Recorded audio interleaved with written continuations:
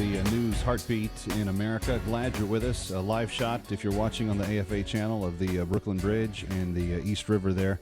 But Kevin McCullough, welcome you into the studios of AFA today. And as always, we are glad that you're with us. We've got a lot to get to on today's broadcast. There is still more fallout from yesterday's Supreme Court decisions, and we will discuss that momentarily. We have a special guest, and in the next few days, I hope to bring some of the most important voices in the pro-family movement to this discussion to shed light on exactly what the options are for the conscience of the pro-family voter and what they feel like needs to happen in the next weeks, months, and years. And today we will kick off those series of discussions on what's next for the pro-marriage movement with Bob Vander, of the Family Leader out of Iowa. So we'll talk with him coming up momentarily. I just wanted to touch base on a couple of things before we got into that discussion with Bob, and one of which is that the president is letting no moss grow on his feet. In Senegal today, he is strongly encouraging is the word that the administration is using. My guess is it's probably more demeaning than that. That's just how this operation works. But he's attempting to push what has happened here in the United States by way of the Supreme Court seemingly opening the door to the potential that marriage could be redefined in every nook and cranny of our country, and trying to export that to countries in Africa. And, good luck with that, Mr. President. Africa is the continent right now that when American denominations are going wrong side up on the issue of marriage, that, for instance, Episcopal churches are leaving the Episcopal organizations here in America and putting themselves under the authority of the Anglican bishops on the continent of Africa. They're doing that because there are a certain degree of principles and standards by which those bishops are not willing to compromise, while those in positions of authority and leadership here in the United States have decided to compromise in some pretty terrifically large ways. So he's in Senegal, and he said that the Supreme Court ruling yesterday on gay marriage was a victory for American democracy, and said that recognition for same-sex unions should cross state lines. In other words, he's coming for your state. His remarks came in his first stop on a planned week-long African tour in a country that outlaws homosexual behavior. He said while he respects differing religious views on the matter, which he doesn't, he said while he respects those, he wants to send a message to Africans as well as about the importance of non-discrimination under the law. Just remember, my friends, just remember, and Kevin McCullough said it here first, this is a president who cares far more about who you get to sleep with than he does about bringing equality to the color of people's skin. Just remember that. That's what this president is all about. It's all about behavior and choices and advancing an agenda that isn't based or rooted in anything scientific. It's all based on choice, and it's all based on what people want to do in their life. They either want to be sexually active in various ways, or they would want to be restrained and understand that their choices matter. In either respect, the president believes that he is the sole arbiter of what is just. He says he respects different people's religious views on the matter. He said yesterday that he's not going to send people in to check out what's being preached in pulpits. Want to bet? It's just a matter of time. Hate crimes laws, the whole push for all of this, the end game. If you were listening to the Kevin McCullough show last night on some of these same stations, the whole end game of this is to be able to say that we're going to shut down religious dissent on sexual behavior. That's the ultimate goal.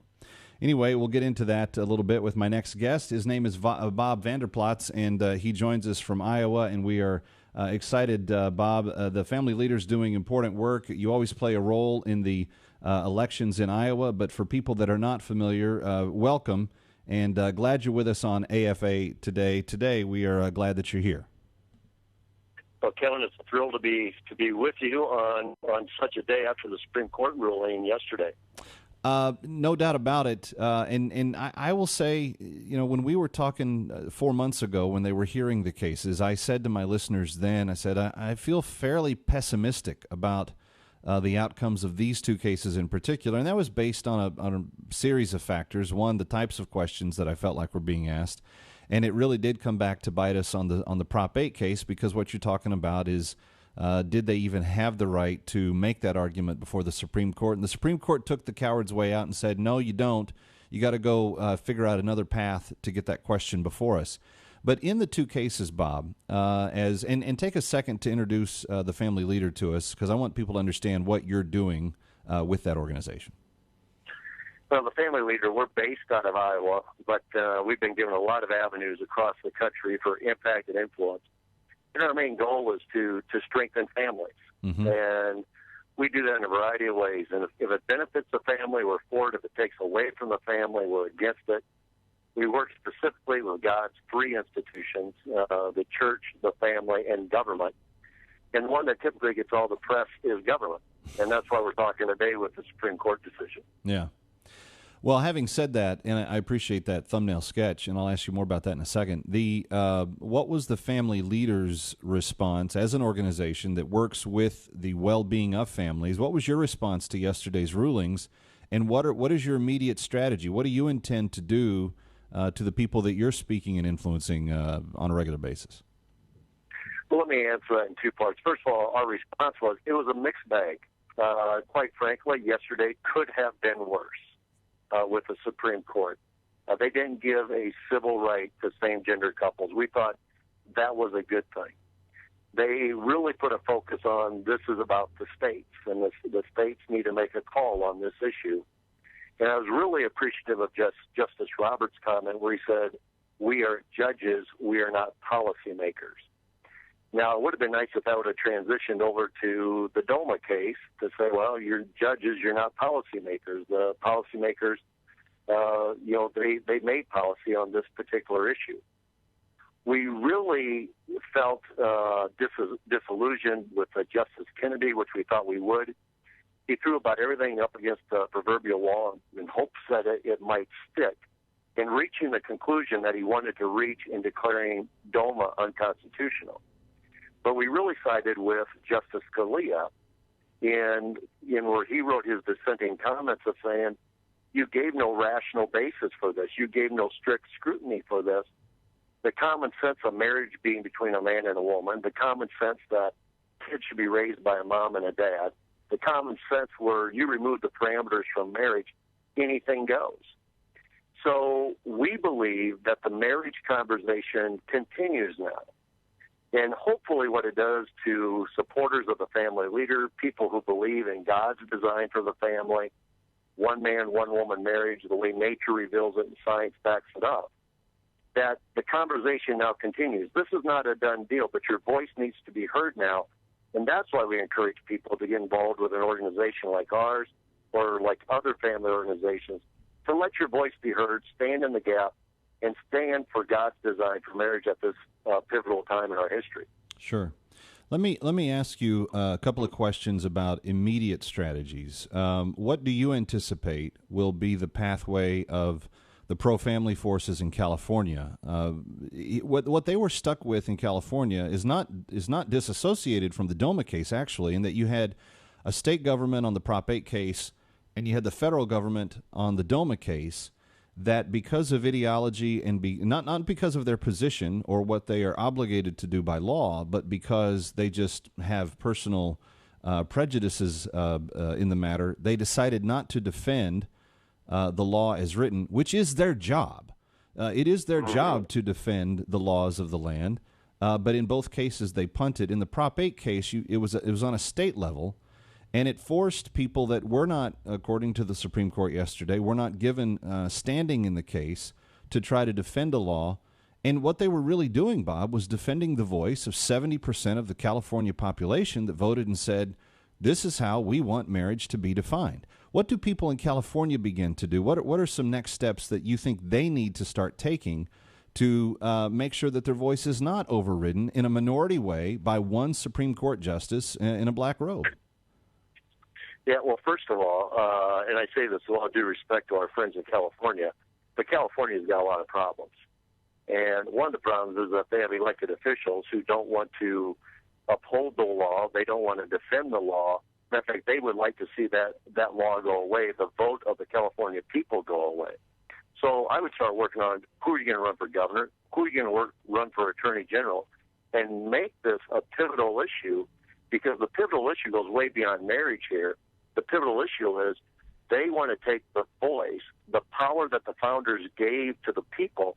They want to take their voice, their power away, and say it goes to a black robe justice, whether it's in a district court, a Ninth Circuit court, or a U.S. Supreme Court.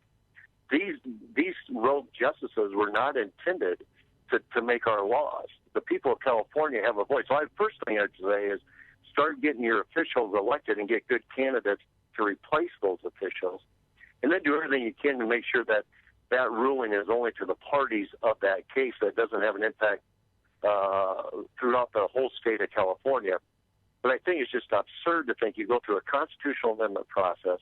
The same people that voted in Barack Obama in California in 2008 also are the same people that upheld marriage between one man and one woman. And now you have justices saying, well, we don't like that. A governor and attorney general saying, well, we don't like this, so we're not going to defend it. And so therefore, and then you have a Supreme Court that says we're going to punt on it. And so the citizens of California, your voice doesn't get to be heard. I think there's a lot of issues and a lot of things that the Californians need to take action on, especially those involved in the pro-family movement. Yeah, and it's not as though they don't have numbers on their side. This is where engagement begins to make a difference, Bob. And we're speaking with Bob Vander. He's the head of the Family Leader, located out of Iowa, and an organization that you need to know about. They are found online at thefamilyleader.com, thefamilyleader.com. But Bob Vander, talk to me about when you have a population that says by 70%, we want this to be this way. That's a lot of unity. They brought together a lot of disparate parties to bring about the voice of the people on that in such a majority fashion. There's got to be a foundation, I guess, is what I'm saying, of the potential for Californians to take a stand if they are really willing to step up and step into the process. Well, without question. I think there's a lot of times we hear from people saying, well, what can I do? And that's why I think, about a year ago when there was the Chick-fil-A day that Mike Huckabee spearheaded, and everybody went out to Chick-fil-A and they bought a Chick-fil-A sandwich to show support for Dan Cappy and that organization for their stance on marriage. Yep.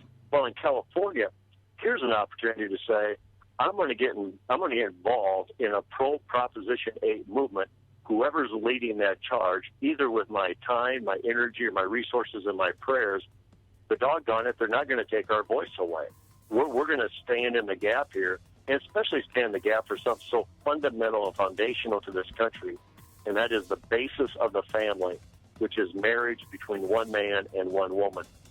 And that's what I'd encourage them to do. Back in other states, what we'll be doing is we really believe it's crucial that we get that U.S. Senate in conservative hands. All right, Bob Vander is who we're speaking with. The Family Leader is the organization, and it's thefamilyleader.com.